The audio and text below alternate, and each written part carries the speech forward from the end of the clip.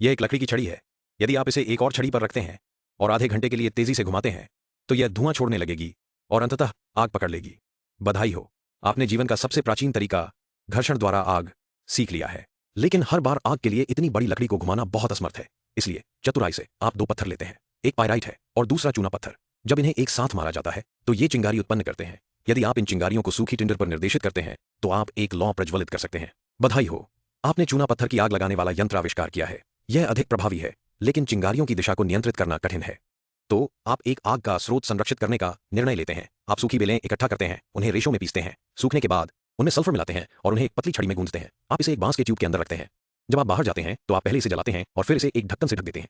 ढक्कन में एक छोटा छिद्र होता है जिससे हवा का प्रवाह होता है ताकि लौ धीरे धीरे जलती रहे।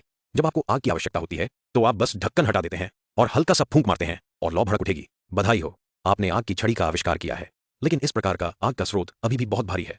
इसलिए आप चतुराई से एक छोटा प्लास्टिक का कंटेनर खोजते हैं और इसे पहले से दबाव में ब्यूटेन गैस से भरते हैं। एक वाल्व छोड़ते हैं। आप वाल्व पर एक लीवर स्थापित करते हैं। जब आप इसे दबाते हैं तो दूसरी ओर वाल्व को उठाती है जिससे ब्यूटेन गैस धीरे धीरे निकलती है। फिर आप एक प्रज्वलन तंत्र जोड़ते हैं, एक चूना पत्थर का पहिया। जब आप पहिए को घुमाते हैं तो यह चिंगारियां उत्पन्न करता है और एक साथ लीवर को दबाता है, ज्वलनशील गैस को छोड़ता है। जब गैस चिंगारियों से मिलती है तो यह एक स्थिर लौ उत्पन्न करती है। यदि आप इसे एक वायु रक्षक से भी सुसज्जित करते हैं तो बधाई हो, आपने लाइटर का आविष्कार किया है।